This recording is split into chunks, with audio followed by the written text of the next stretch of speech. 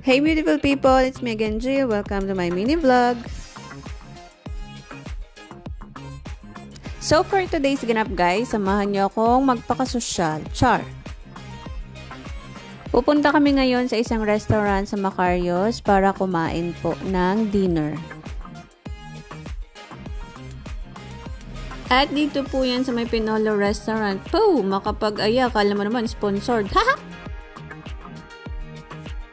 Italian restaurant po ang Pinolo. And actually, second time yun namin itong kumain dito. Pero parang mas nag-enjoy kami ngayon. Ang dami-dami kong daldal. Tapos ang orderin ko, tubig lang pala. Char. Yan naman ang una nilang isi-serve sa'yo. Wag ka. Toasted bread lang yan. Ito ang itsura ng Pinolo sa loob. Tapos meron din mga table sa labas. Ang ganda dito, promise. Saan ka nakakita ng restaurant na may sariling ring light? Hindi pa ako nakaka-move on sa ring light. Biglang may dumating na kalabasa. Ay, parmesan cheese.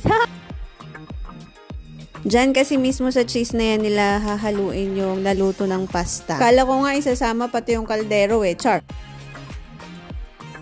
At ito naman ang order ko, tono grigliato. Basta yun na yun, tuna lang yan, tuna fillet na may salad. And ready na ang pancit, spaghetti al tartufo. Let's eat! For the dessert, umorder lang kami ng tiramisu and mango sorbet. Pinasosyal, sorbetes. Dahil bill out na gamitin ang pinagbabawal na technique, mag-CR muna tayo. Haha! I-tour ko kayo sa CR nila na may sarili ding ring light. Char! Ang linis ng CR nila, tapos aesthetic. Ang gandang mag-picture-picture at mag-selfie. Promise.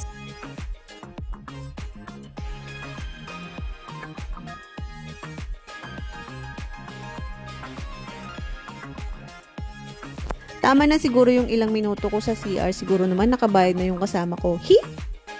Minsan treat nyo din yung sarili nyo guys. Kasi hindi naman masama na ilibre yung sarili kahit once a month lang. And yan yung Pinolo. Ang ganda talaga dito, promise, aesthetic. May TV din sila sa harapan. Nagpa-play sila dyan ng movie. Ito yung bill namin. 2 na kami dyan. Pero ipapasa ko sa kasama ko dahil kaya mo yan girl. Go, go, go! At dahil busog ako, dyan muna kayo. Salamat sa panonood. Bye-bye! Mwah!